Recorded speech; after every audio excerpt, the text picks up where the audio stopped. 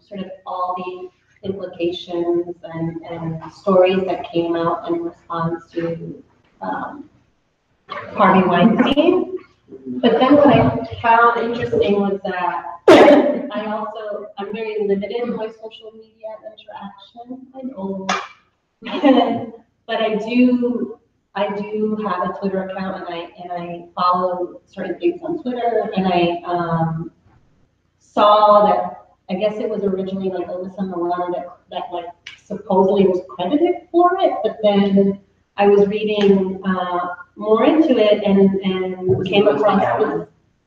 I don't know if it was Rose McGowan or Alyssa Milano, but what I did find interesting was that, again, through my sort of using Twitter also as like sort of for research purposes, I came across this article where actually the person who originally came up with Me Too is a Black woman named Tarana Burke.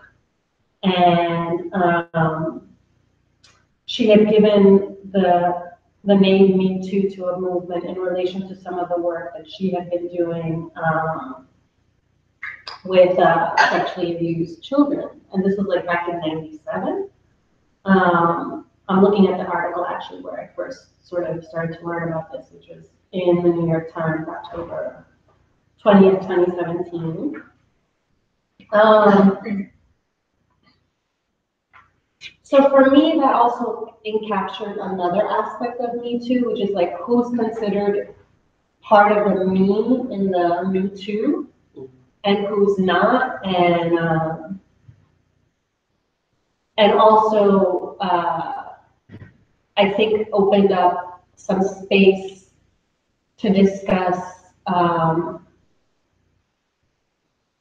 various forms of trauma. But again, who was this space opened up for, or who wasn't it opened up to, and who was recognizing it or not? So, but to answer your original question, I think it was all in relation to the sort of pieces that were coming up around Weinstein. Mm-hmm. Yeah, for me it was the same, but I think it was Rose McGowan. So I had actually seen a post where people were like dragging her for being like, for taking ownership of like this Me Too movement when it wasn't hers. When she wasn't the person who like actually created it. So that was like, I saw that going back and forth, and then I was like, wait, let me go back and like, you know, like look into it and see like what is going on. Yeah. How do y'all feel about it? About the Me Too movement, but everything that we just kind of shared just now. I think it's necessary for people because I think we like live in a way where we're really separated from our bodies in a way. Like you can go on your phone and like have conversations and read and listen to music and talk to people and look at people's lives and like scroll through someone's Instagram and feel like you've caught up because like maybe you don't see a certain friend for a couple months, but you get to know like what they've eaten for lunch every day, or like what they do on a Saturday afternoon with their boyfriend. So you feel caught up in this way. So our lives are kind of like so based in our phones, and I'm not saying it in a negative way, but it's just true. So it feels like, and it feels like a way for people to do it in ways that they can't necessarily do in person or in front of an audience. Like so I think it like doesn't have as much. It's like more performative in ways, but also more private. Like it's you and your phone, and you're typing your thoughts and feelings and opinions on things. So there's an element of solitude to it. So I think it's necessary for people in the way that they live their lives on the internet now, and how people need to say these things. But I'm also really skeptical of its association with like fashion and Hollywood, and like especially because it's so linked to Harvey Weinstein, that I don't think it can be separated. And like the whole like everyone wear black to make with like one clothes with like that just felt like really performative to me, and like a fear that I have with this is a fear that I have with a lot of political movements, or is that they are so heavily tied into capitalism, and capitalism relies on upholding racism and upholding misogyny and upholding homophobia and transphobia and xenophobia, and like that's what capitalism relies on. So when I see something like a Hollywood award show that is so deeply embedded in maintaining that image, buying into it, it it's feels like it's being packaged and resold, and I don't know if I'm just naturally skeptical of that, or if there's something to it. I'm still working my feelings out through it, but I don't see these industries making real changes. Like the Academy Awards will wear everyone wear all black and stand with Me Too, and that's really great. And they'll have someone at the Grammys perform a song in support of like Black Lives Matter, but like the way that the films are casted are still the same. The way that like teenage girls are sexualized and sold is still the same. So like their practices are still supporting rape culture, but in this like one evening, one instance, they're like performing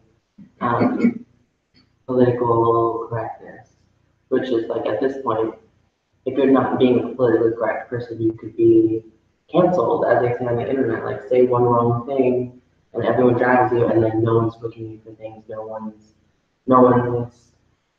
likes you anymore. No one's talking about you anymore. So you kind of get exiled. So now it feels in a way that these people kind of have to buy into these political movements and sell them in that way, because if you're not like a woke bae, if you're not like performing that as a famous person, then you're canceled and you're thrown aside. So it almost feels like a prerequisite of like being in that world. I don't know if that whole rant that I went on doesn't make any sense, but those are my feelings. Well, I don't know. I mean, I think that for the people for the individuals that are using the hashtag and sharing their experiences, I think that it's really healing for them, and it's been healing for other survivors to see. It's been helpful for survivors to see other survivors like using the hashtag and sharing their stories, and I feel like it definitely brought about this kind of collective healing for survivors. So I think that's like a huge thing that came out of it. But at the same time, I do have some of the similar, skepticism that Devin was talking about, like, oh, we all wear black and we're showing our support, but then like how many people received awards that night that were abused, like that abused others, that sexually assaulted others, that raped others, right? That were, in a night when we're supposed to be showing our support to this movement, to these survivors, but then you're honoring these abusers by giving them awards and having them come up on stage, and they're dressed in their black, right? And like it was just like, do y'all support this or no? Like it's confused. I'm confused. It is. I think it is confusing because it is so complex. But I think the thing that always sort of, because I'm equally as skeptical, is that anything related to sort of entertainment purposes or performance purposes to a certain extent, like what you were saying earlier about like, the way I understood it was sort of like, are you genuinely doing this, or is it because it's to your benefit so that you're not necessarily banned, right? To say this, like a politically correct thing. I think that the one thing that even within that sort of like compartment of it is that there's still folks that, even if they are banned, you know, like with the whole Matt Lauer thing, like they're pretty well off. Like they're not going to be destitute. The same with Weinstein. So I just find it, there's so many different layers to it. I do agree though with you, Zena, that it's a healing avenue for folks, and I just would like the conversation to continue, and also for there to be multiple avenues, and for folks to really be honest with themselves about, like what I was saying earlier, like who is considered part of the two in the Me Too, and who's being left out and why. Because I think that, you know, I think about Rose McGowan going on this horrific rant when she was giving a talk at, I want to say, a bookstore. I want to say Barnes and Noble, but I could be wrong. And just being completely abusive, just horrible. And I'm just like, this is so not surprising to me. Because I do think she embodies a certain level of like privilege and entitlement in the same space as having been a victim or a survivor of assault. So those are really difficult things to like grapple with, you know?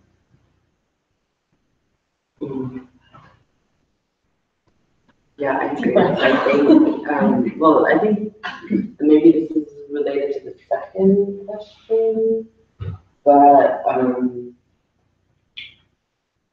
yeah, someone like Rose McGowan who can like really clearly understand what abuse means to her and her experience, and to white cis women like her,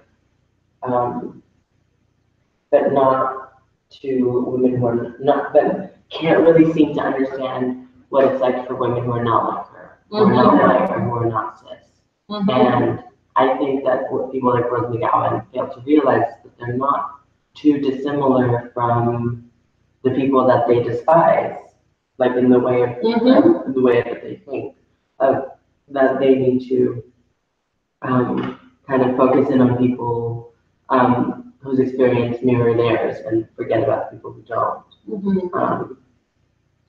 So that to me feels like largely the people that are like in the forefront of the Me Too movement, that's what they feel like to me.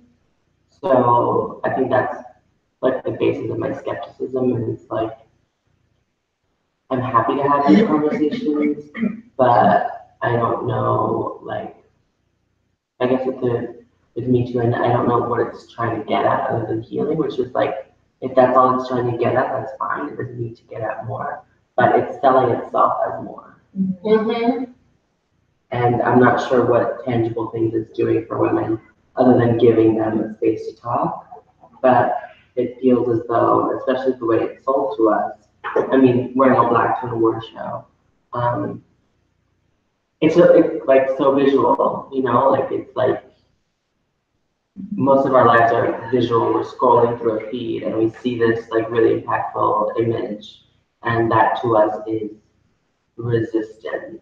But I don't know like what it's actually accomplishing. Yeah. Yeah. Well, that was kind of question two. So, you know, what is Hollywood's current contribution, which I think we talked about, what is currently happening, and then, you know, is it helping or hindering this movement, this progress that we're trying to make, right?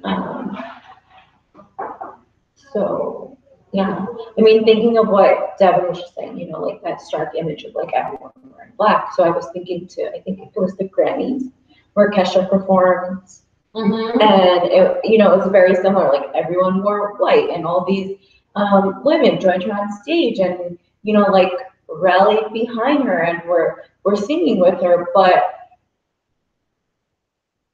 these are also some of the same people in the industry that kind of like ignored her when she said that she was being abused, right? So I'm like, there's like, yeah, this movement, it's like so public, and Hollywood is definitely taking this role, but like, are they helping or like, is this actually helping?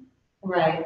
I mean, I think part of the issue in my eyes, and I see this almost like a little bit like using like my evaluation lens, is that like we don't know what those measures are to say like, oh, this helped, right? And oh, this is hindering, because I think there's so many different variables that what could be perceived or understood as helpful for one person, it may not be helpful for another, and it might be hindering. And then when you start to think about that, like in particular groups, like, so maybe for a cis white heterosexual woman, it's one thing, but maybe not for a person who is trans or a woman who is, you know, Black or a woman who is poor. I don't know, and this is another article that I recently read, which is like, what is this Me Too movement? And again, like the way it's sort of portrayed in Hollywood, like how is it allowing or not allowing folks that are younger, so for teenagers, for children, or for folks that are like differently abled. Like these are the things that I feel like, in that respect, the Hollywood sort of gleam of all this is hindering, because it's not even allowing that to be spoken about. So what would you say is the ideal role? Like if we could think about like the ideal role that Hollywood could play in this movement, like what would that be? I don't know. It's like a reality TV star's president. You know, like clearly people have like a lot of investment in famous people and what famous people say.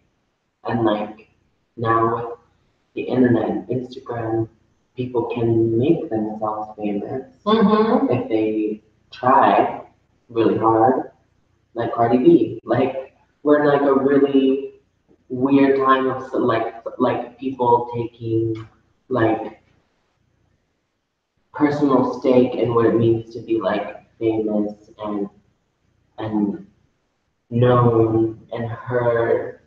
And so someone puts out something that is seemingly in support of a movement, and suddenly that person feels seen and heard by that performer or that actor or the musician, which is great that they feel seen, but also nothing tangible has happened. And so that same person who might have put on a performance or done a song that makes them feel seen might still like have like sweatshops in another country, you know? Like they're just like, here's a product that we're packaging for you, you've been asking for it, but like here's this diverse film, here's this diverse like people winning at the Grammys, but all the people that are still deciding all of that are still white. All the systems that are behind that beautiful political image that you identify with so hard is like white men, old white men behind it, funding it. And so that's something I grapple with is like, yes, that little girl seeing that person that looks like they're on stage, that experience is really precious, and I'm glad she has it, but also it seems to be filling people enough to where they leave it there, and it shouldn't be enough for people to just see themselves represented, and like that's like the extent of their political movement. Like people seem to get really angry about what percentage of a certain kind of person won awards or who's like who deserves what accolade and whatever, but like not like what's happening to like teenage girls and like this country and like how are they being affected by it psychologically and like I don't know, am I making any sense? Like it just feels like representation has gone too far in the way that that's what people they have such a stake in what it means to be famous and that as long as they're kind of seeing themselves, it kind of puts them in the illusion that everything is okay. Like, I agree to a certain extent. I do think though there's like a difference between, or at least in my mind, between like fame and being famous and then like Hollywood. Because I almost think of Hollywood in the same way that I think of like the Ivy League, academia. Like it's got such old money. It's such a like structure of this country in a way, like a structural factor of this country that's influenced race, racial perceptions, perceptions of immigrants, like all like historically. And so for things to change, I think it would have to be at very structural levels and really going into like the sort of like how the wealth of Hollywood has been built in this country and how to really like address that wealth has come in the same way that we discussed capitalism a bit earlier, has really profited from people of color, of African Americans, of women, and has not ever really used that wealth to, it's become like almost like a self-perpetuating like wheel. So even if it's sort of saying now, oh, we're trying to be inclusive or whatever, it's not really being realistic or like honest with itself about how Hollywood has like amassed this great amount of wealth. I don't know if that makes sense, but I think of it in the ways that like, you know, we think of like Ivy League academies and I don't know, I see it as just like sort of like this old money or like big boys club, you know, that I still think that hasn't really been addressed. no, it hasn't. They're just, those people are just responding to what people want. Because now they have a thing called the internet where they can just tap in and see what people are complaining about and wanting and put it out, and that like seems to be enough. I don't know. I'll use an example. There was a film called Tangerine that was filmed on an iPhone. So like his whole appeal was that it was DIY, and it starred two black trans women who were sex workers, and the jokes were really crude and about their genitalia and about them being sex workers. And it was just it was like a buddy movie just full of like weirdly transphobic language. But you know, I would see it and the whole theater's laughing and enjoying themselves because they're finally, you know, and like I'm in an audience of mostly white gay men, and everyone's laughing and like to an extent, like yeah, we're getting the representation we want it, I guess, but at what cost? And it's very much still under the same gaze that we already were living in. G-A-Y-Z-E. G-A-Y-Z-E, yeah. Yeah, under that, it's still under that gaze, and I think performers and artists of color have kind of lost their voice in a way in this kind of rat race for representation, because now these like white producers and these white people who are in system like positions of power, it's like, okay, we'll give you this opportunity to have a platform, offer representation to millions of people across the country and the world, but you can only tell this kind of story. And this kind of story about trauma and about sadness and about bitterness.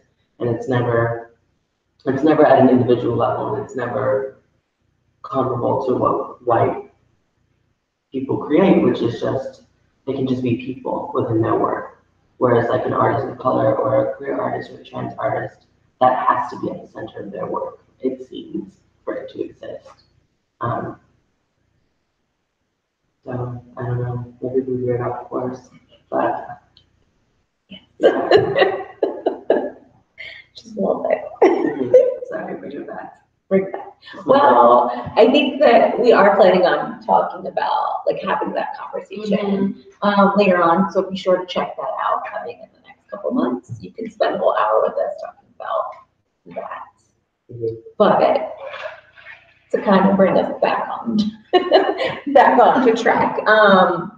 So Gabriella had talked earlier about Tarana Burke, who founded this movement way back in the 90s to help survivors of sexual violence, and particularly young women of color from low-income communities, as a way of healing, right?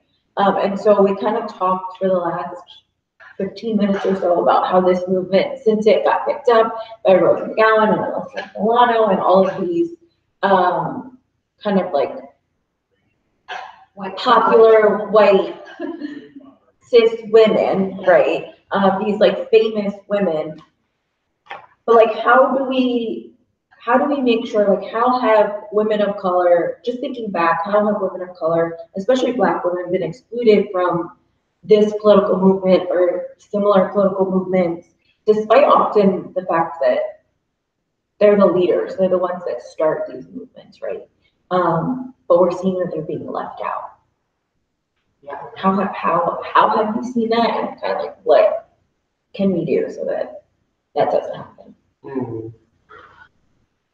I'm just gonna say really quickly, because it's not into my head, so I think that first and foremost, the conversation, like just being transparent, like yes, Black women are being left out of the conversation. Women of color are being left out, and they're not being recognized for being leaders in their communities, and for in the case of Tarana Burke, starting a movement, right? So that's one thing. But I also feel like it calls us all to think about, why is that happening? And is it just, oh, I didn't mean to, or I didn't know? Like, there's something very active about it. And I'm trying to pull it away from like a judgment of like, is it malice? But I don't think that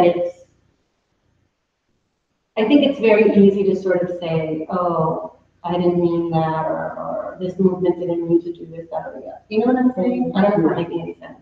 But that popped into my head when you were asking the question. So, No, yeah, I agree. I was thinking about how, you know, exactly what did happen. It's like, oh, then they like kind of backpedaled. They're like, oh, well, actually, this is Tarana Burke's, and she's been doing it for years. And then there was kind of this like acknowledgement of like, it's actually her movement. And then they just were like, kept moving forward, but there was no acknowledgement of like, right, we purposely did this, we didn't purposely do it, it was a mistake. It was just like, oh no, this is actually hers, and we're just gonna give you the cover of time and like keep it moving. Yeah. You know, like, yeah, so. I don't know, I think it has to do with like a selfishness that people seem to possess. Like, I don't think you can talk about misogyny without discussing race, and without discussing class, and without discussing gender, and without gender identity and people's varied gender histories and sexuality. Like, these things aren't separate from each other, which I think that's what happens, not just within white people, but with everybody. Like, I've seen so many, like,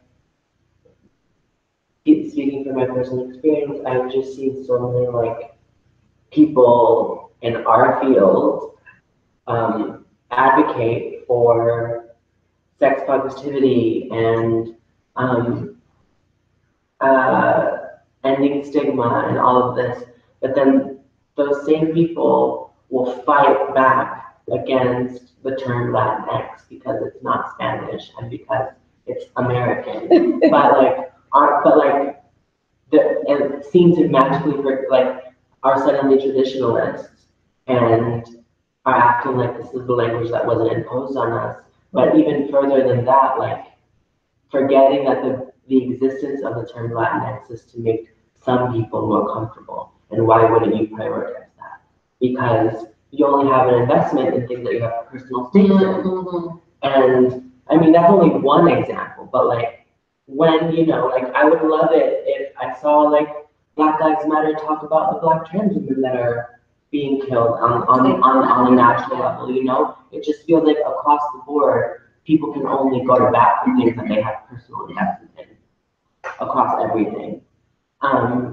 So I think whenever we start like bringing everything into the conversation and being really open and honest about that, and also like I don't want to see like I'm not personally moved or interested in another panel of people of color, Latinx people talking about how whiteness has oppressed them. Like they've happened 100 times over. I'm interested in a panel of white people talking about white insecurity and why whiteness is still perpetuated in the ways that it is, and why white people need race and whiteness to exist. I think like that's something that I never see addressed is like how white people need racism to feel good about themselves and how deeply embedded it is into their psyche and how it falls in the hands of non-white people to figure it out and put those pieces together versus placing the responsibility in their hands and really asking themselves,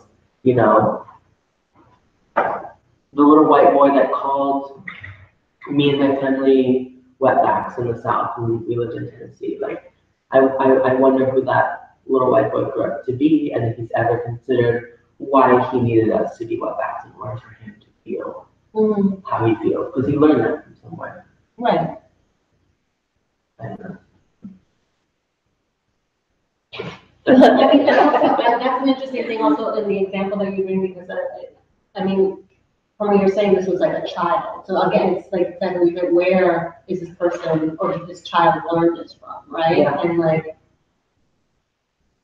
how does someone's psyche start to like develop around that? Because kids can sometimes hear something like a word, but then it's like if the meaning of the word and how this is like played out and how this is in a family, you're taught that this is what's going to give you power, to put other people down with this word. Yeah.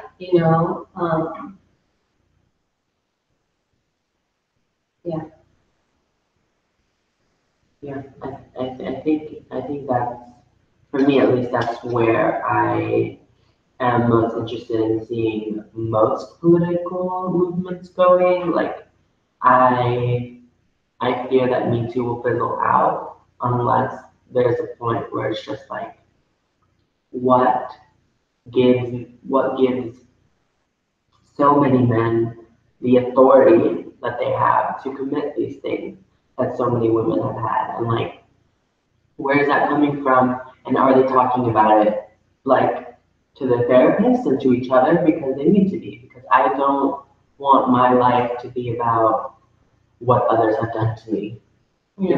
Like as much as like, and I have participated in the Me Too movement and I have shared my experience with sexual assault, and it did feel really healing, and like not to take anything away from all of that, but it's just like, at what point are the people that are inflicting the abuse going to start actually discussing it amongst themselves and finding solutions amongst themselves? Because that seems to be the missing link for me. I'm thinking a lot of things. What about you? I don't know, but when you said like, I honestly feel like it's already starting to fizzle. Like the movement is already starting to like fizzle out and like not really be spoken about. And like I think that it at the like when everything was happening with Harvey Weinstein, that was like the height of it. And I think like it took like a big dip, news story. right? And then I think it took a dip down, and then when the whole everything happened with Matt Lauer, then it was like back on everyone's radar.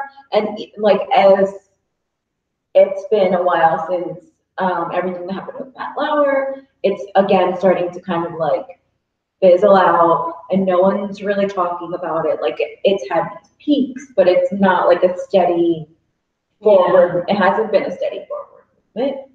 And I don't know what like needs to happen for it to be one, for us to be able to actually see results from it. So many political movements that follow that same pattern. And it's like when something is a big news story, then it's going to appear to have momentum because it's being pushed that way by all of the major like reporting sites that we all check regularly anyway. But because we are being inundated with like information all the time, like what movie my friend is watching, what my friend's haircut, my friend's dog, also mixed in with Donald Trump just signed this thing, Harvey Weinstein just did this, your aunt is commenting on your picture, like you you're just inundated with information that people's attention spans, I think have really taken, I don't know, I think people's attention spans have really taken a hit, and people can only commit to something if it's actually happening. So like the Me Too movement, Harvey Weinstein, Matt Lauer, yes, I can invest and post about it today because it's what's happening now. But the next day, Trump has tweeted something else, or like there's been something that's gone on in another country, and that's where our attention goes. Yeah. And it's like we haven't really. It's like this really modern problem of like we don't know how to prioritize things, but also allow like let's talk about this thing that just happened with Trump, but like also let's keep this other thing going that we're just doing. That's interesting that you brought that up because I don't see those things as being so separate. Like I think that it's not happenstance, but also this is something, I feel like there's almost like a subtext to the whole Me Too movement, which is actually in response to Trump also. And I think Trump, we've talked about this before, like on Chicas, amongst ourselves, like Trump in particular, his presidency has been extremely triggering for a lot of folks that have experienced assault, abuse. And I think that there hasn't really been a clear conversation between those two sort of aspects of the sort of entertainment. But I also think that like, you know, on the one hand, I hear what you're saying about like not wanting to hear like the same panel over and over and over again, but I also feel like as far as movements and momentum, and then like what each of us as individuals do for our communities, for our families, for our work, I can't wait around for like a bunch of white people to sit around and say, you know, I can recognize that I'm relatively privileged because I can pass, because I'm a cisgender woman, because I went to college, because I have a job. But at the same time, like, if there's an aspect of like, okay, so I'm jumping around, but for instance, like, you know, the New Yorker, like Ronan Farrow Peck was the, you know, brought this piece to light. And I think it's interesting that also that his family history, which includes like Mia Farrow and Woody Allen, and that his sister had made all these allegations of abuse towards Woody Allen, and that also caused sort of like friction in Hollywood. But going back to the New Yorker, so there's a point to this. Very recently, Junot Diaz, the author, published this article on an experience that he had as a child being raped as a young boy. And I think that that piece is so important on so many different levels, but the way that he described how conversations do not happen among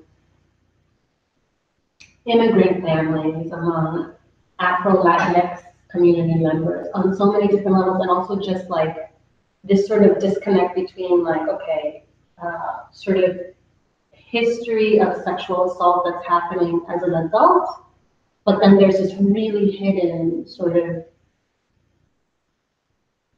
I don't even know how to describe it, like it causes so much emotion to talk about sexual abuse, physical abuse, neglect as a child.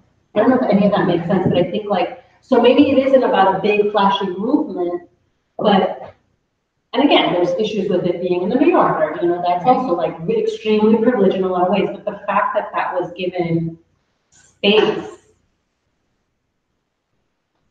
without it, and a very, and I mean with dignity, like it's not sort of like this like classic trauma, tragedy, sort of like trope of like, you know, the sort of woe is me, or like, you know, the noble savage of like literature, Yeah. the tragic mulatto of literature, but that to me was very, I don't know, it made me feel like there spaces are opening. Well, that's it. I think that's what I meant when I was talking earlier, like,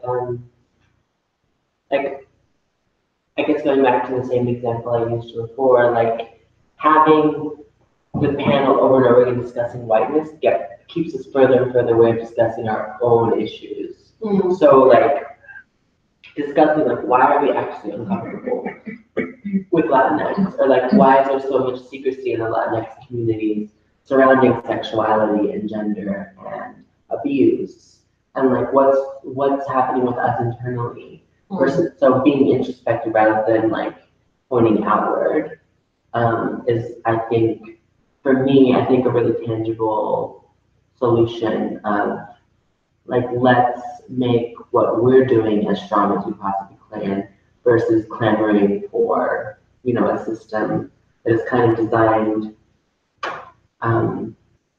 in a certain way and has worked within that system for as long as it's existed, like waiting for that change versus, yeah, it's a perfect example. Like there's political movements like this and they've been happening for the last 8 to 10 years, but you know, who's sitting in the Oval Office, you know? Mm-hmm. Like it just feels kind of surface versus like structurally what has actually happened. And people are nurtured by these conversations. I honestly am, and I appreciate them, but I wonder about what is the next right move now that we've stated what's happening.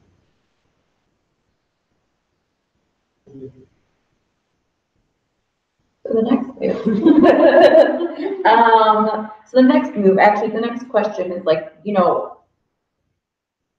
all of our conversations, the whole point of Chicas, right, is to have this conversation around reproductive justice, right? So how does reproductive justice fit into this movement that we've been talking about for the last 40 minutes or so? Like, how do we see this having a direct correlation with reproductive justice movement? I mean, I'll just say, like, off the top of my head that with the reproductive justice movement, whenever I think of that, unfortunately, since we're kind of talking about Me Too and sort of media and sort of what's sort of portrayed on the news and in popular sort of media, is that it's still very much like the pink pussy hat, very sort of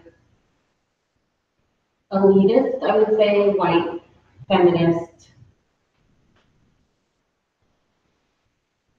movement that doesn't take into account the sexual and reproductive justice aspects of everything.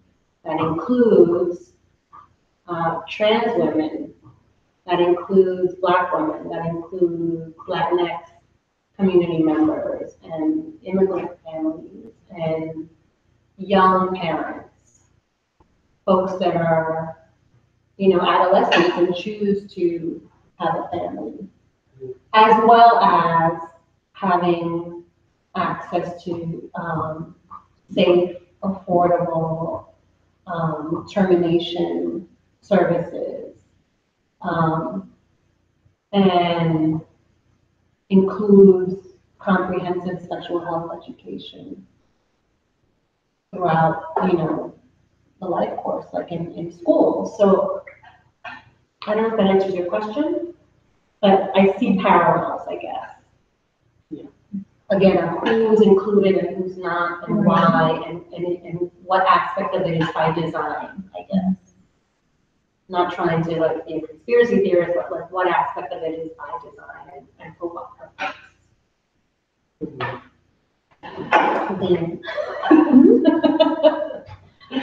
I know you have thoughts about this. Do I? No, I mean, I think that like when I think at the beginning, at the core of this movement, when it began, like when Toronto Burke was like came together and like thought of this idea, like the ultimate goal was like to create healing. And like I feel like I keep going back to this because I think it has been really healing for the survivors, right, that have participated in it. And I think that kind of, we've talked before on Chicas about like this concept of collective healing, and I think that that's kind of like how I see them coming together. Like I think that there's this collective healing that needs to happen in order for like when we think about reproductive justice, like we're thinking about everyone, like we're including everyone. Like there's this healing that needs to happen before, like for this movement, the reproductive justice movement, to really include everyone that it needs to include and should be including, right? Those people that are being left out, women of color, trans women, like I don't know if that makes sense. It makes sense in my head. It totally makes sense. I agree, yeah.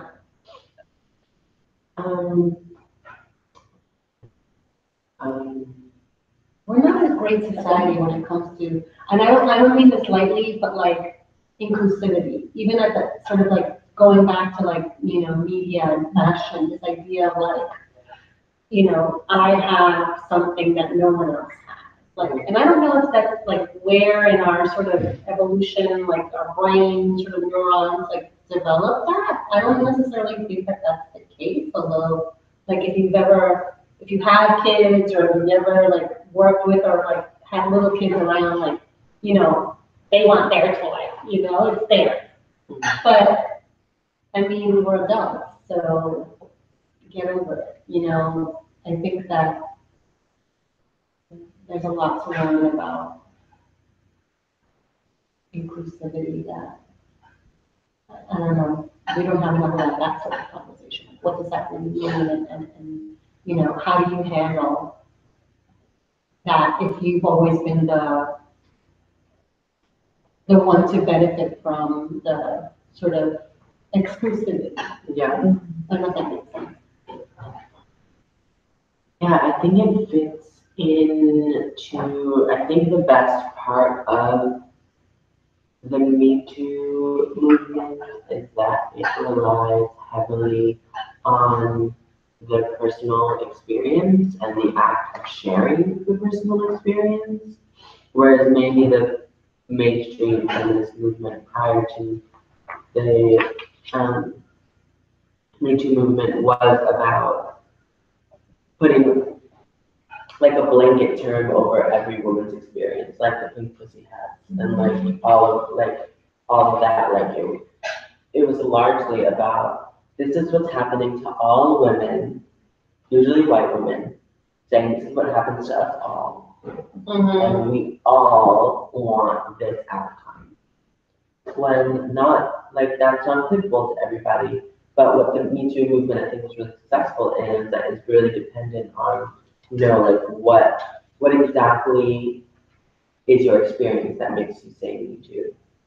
because that relies heavily on the personal. So I think in that way, I think it's a step in the right direction of making everything about the personal and not about like assuming that we all experience the world the same way. So I think it fits into reproductive justice in the same way, and I don't know when it's going to take place. Hopefully in my lifetime, but like when will the reproductive like justice movement include like trans men who want to have children? You know, like not in like for all like trans inclusively feminists out there, like okay, like take trans women out of like the equation. When you wear a pussy hat, you're like including men that have that body part. So like excluding me, like you're still not getting it. Like even if I didn't exist, because there are men who have that experience. So like, how do you? I think it's doing a good job of like, what does womanhood mean to people on a personal level, and the decisions they make over their body. I think that's how it fits into the reproductive justice. Yeah, I completely agree with that.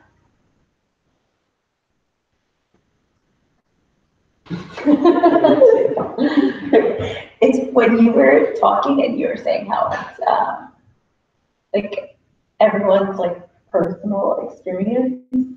I couldn't help but think of Aziz Ansari.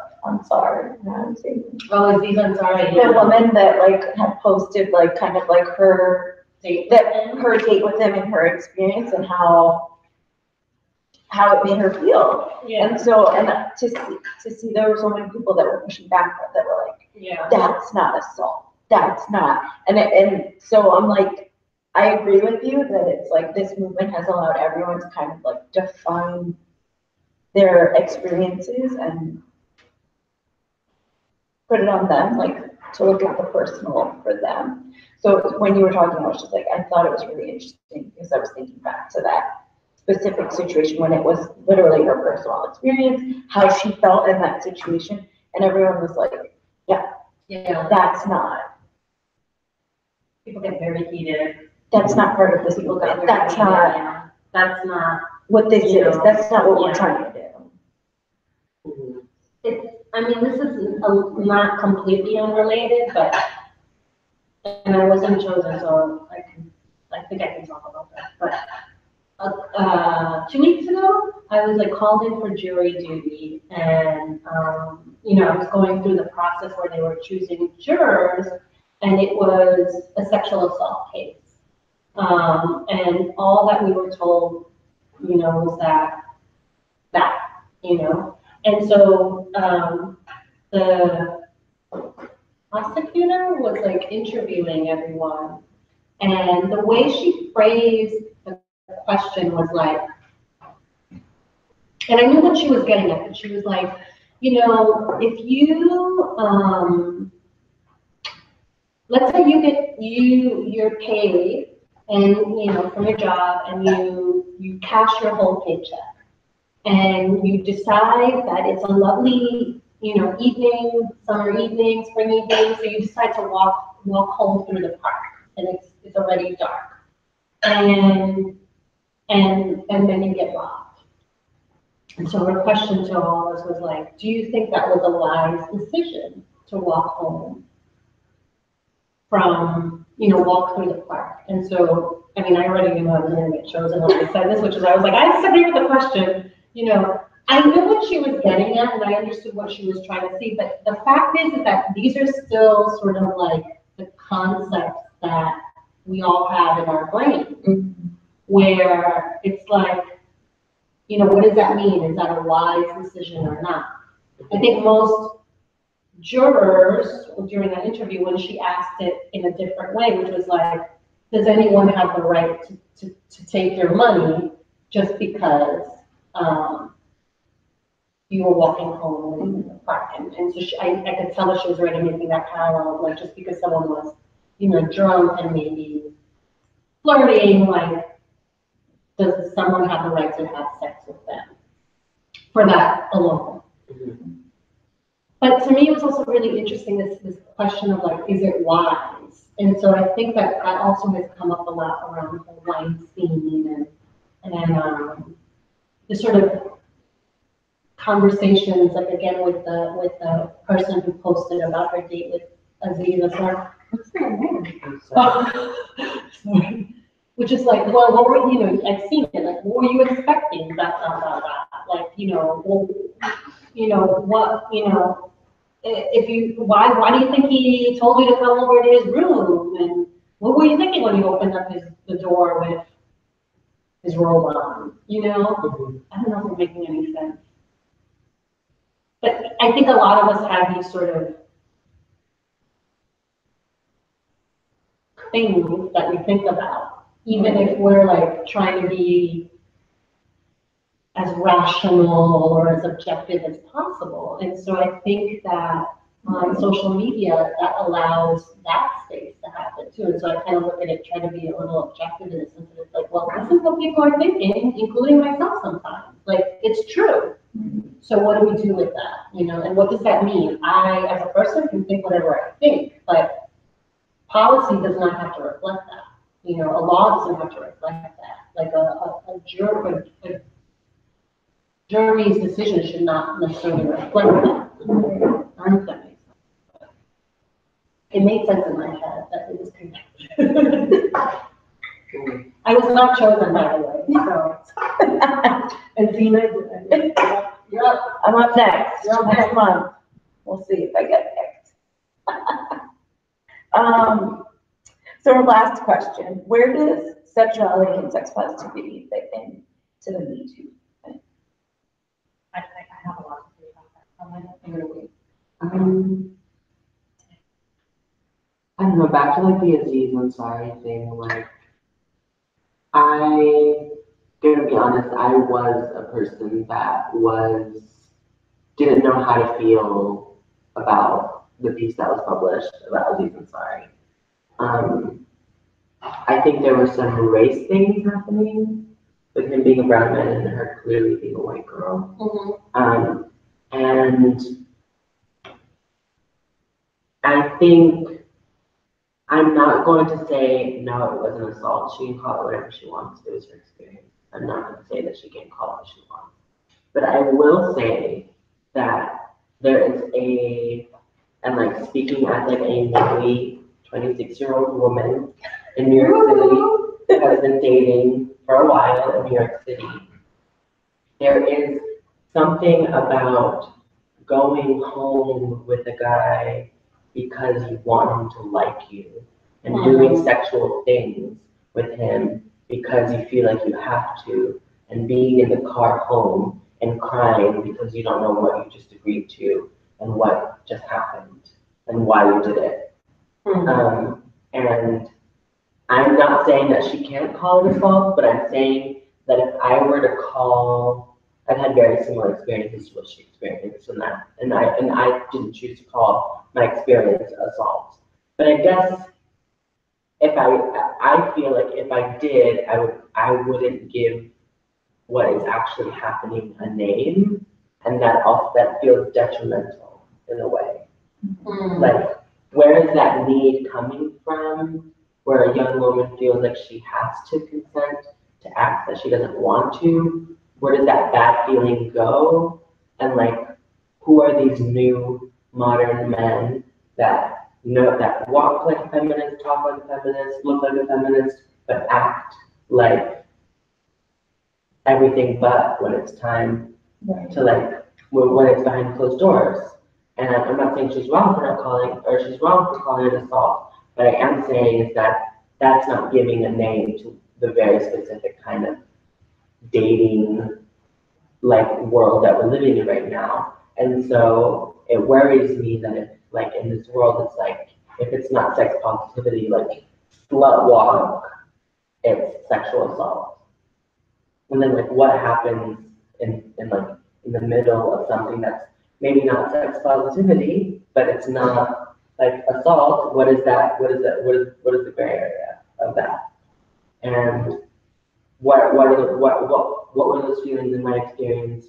Where did I learn that I needed to have sex with a guy after a date if I wanted a second one, and where did he learn? Where did he come to?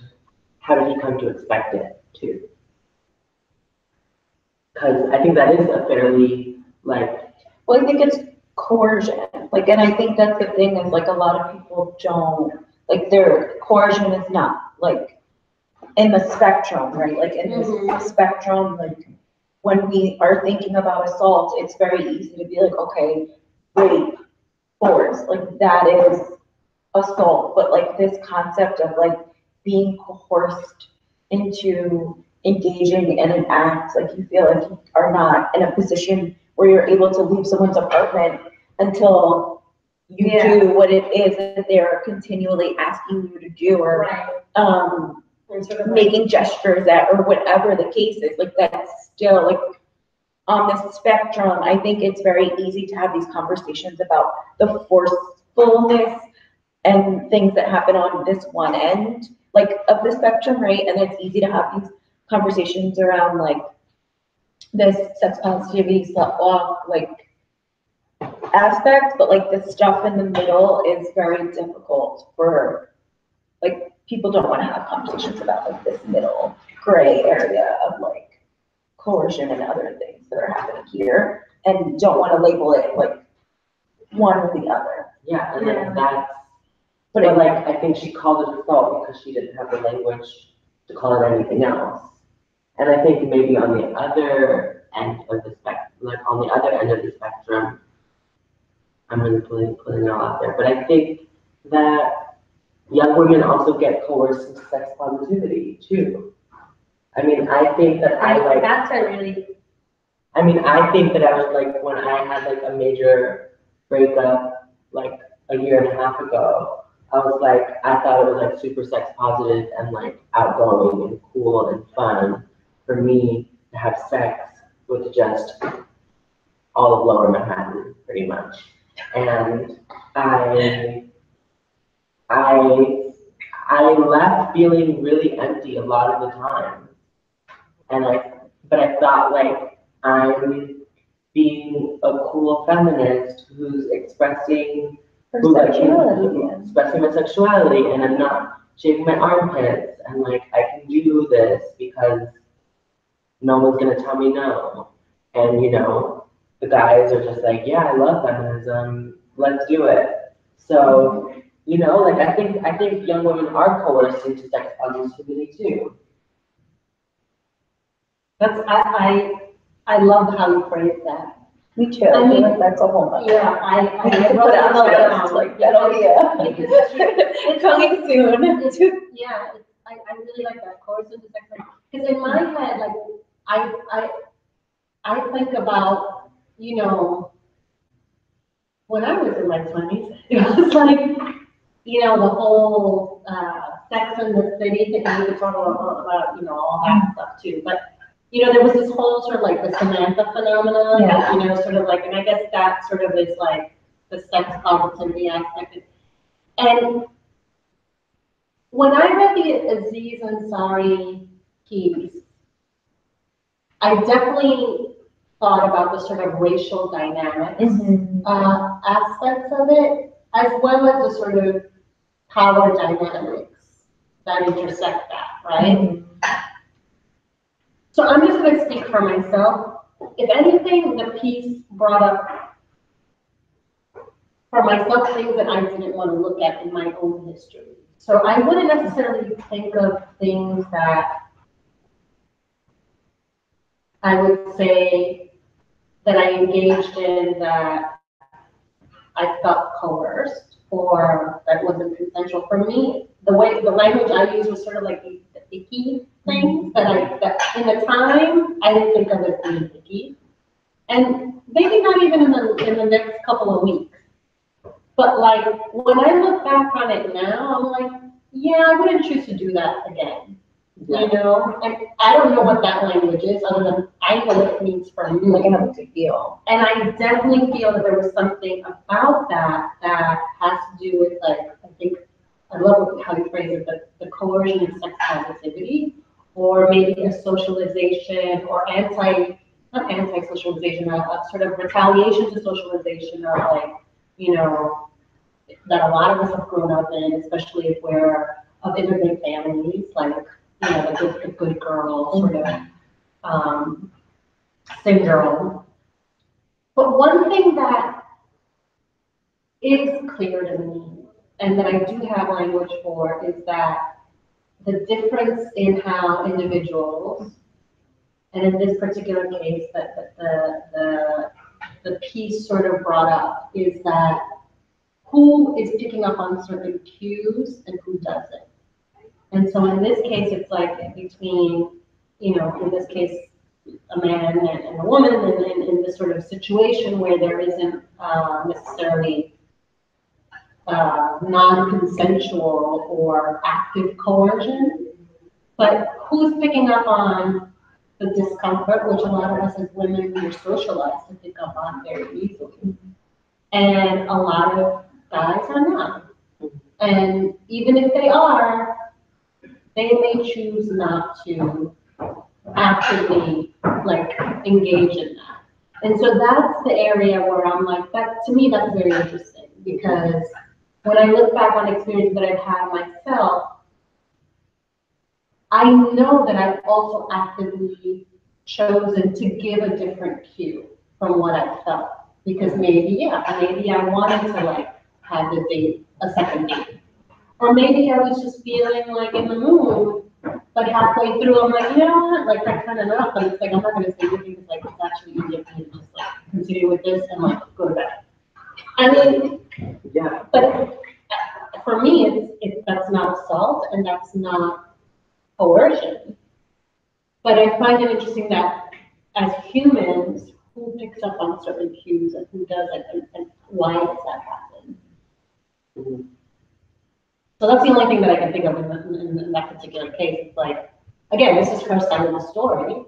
And then he responded and said, you know, that wasn't my understanding of it. You know, like he's not denying the event, but it wasn't his understanding of it. So what does that mean? If someone's kind of like,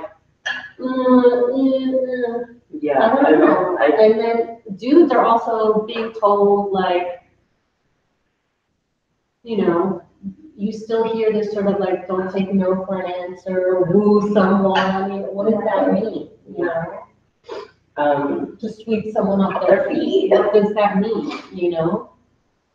There's this book by Bell Hooks called All About Love. Yeah. And the bit about like sexual intimacy, and it's like when she's saying like people think it's so sexy to like find out what their partner's into instead of just asking and having open and honest conversations. Yeah. So it's also like the like part of dating and sex. It's like, oh, it has to be a mystery, and like if he doesn't know how to do this or she can't do this without me telling her, then this isn't. She's not the one for me. He's not the one for me. Like if they don't, yeah. So I think people aren't talking about sex that they're having, but they're having a lot of sex. True. I mean, there is also, I don't know what our time is. I think we're there. We're over. We're over. I was gonna bring up like Catherine, like can't say her name, Catherine Deneuve, the French actress, the older French actress, and how she was like, she totally like slashed. I think it was Asia Argento when she made the comment, the allegations about her experience being assaulted by Harvey Weinstein and like this whole sort of like French woman, blah, blah, blah, blah. But that could be another whole other thing, because I also thought that was interesting because she's obviously famous, obviously has benefited from Hollywood, and like I guess the French equivalent of Hollywood is much older, you know, so she's a completely different generation. Obviously she's white, she's European, she's new, you know. But I'll leave you all with that.